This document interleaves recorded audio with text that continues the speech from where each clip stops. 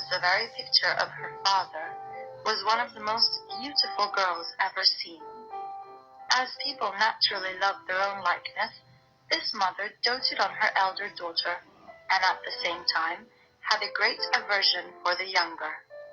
She made her eat in the kitchen and work continually. Among other things, this unfortunate child had to go twice a day to draw water more than 1.5 miles from the house, and bring home a pitcher full of it. One day, as she was at this fountain, there came to her a poor woman who begged of her to let her drink. "Oh yes, of course," said this pretty little girl.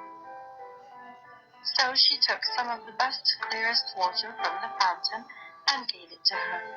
The good woman, having drunk, said to her, "You are so pretty and so good that I cannot help giving you a gift." For this was a fairy who had taken the form of a poor country woman to see how far the good manners of this pretty girl would go. "I will give you a gift," continued the fairy, "that at every word you speak, there shall come out of your mouth either a flower or a jewel." When this pretty girl returned, her mother scolded at her for staying so long at the fountain. "I beg your pardon," said the poor girl. And in speaking these words, there came out of her mouth 2 roses, 2 pearls, and 2 large diamonds. "What is it I see there?" said her mother, quite astonished. "I think pearls and diamonds come out of the girl's mouth. How happens this, my child?" So the girl told her the story of the old woman. "Truly," cried the mother, "I must send my own dear child there." So the other girl went, but grumbled all the way, taking with her the best silver tankard in the house. She no sooner reached the fountain than she saw coming out of the wood a magnificently dressed lady, who came up to her and asked to drink. This was the same fairy who had appeared to her sister, but she had now taken the air and dress of a princess, to see how far this girl's rudeness would go. "Did I come here to serve you with water, pray? I suppose this silver tankard was brought purely for your fancy, was it? However, you may drink out of it if you want," said the proud, ill-bred girl.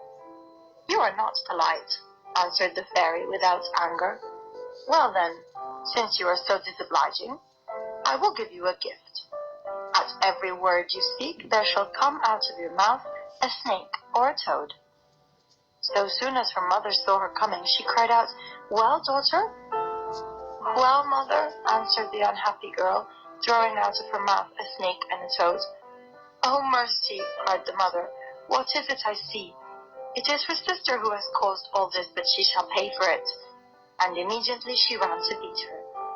The poor child fled away from her and went to hide herself in the forest nearby.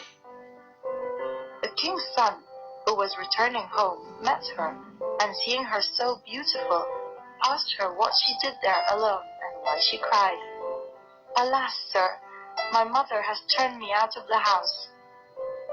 The king's son, who saw 5 or 6 pearls and as many diamonds come out of her mouth, desired her to tell him how that happened.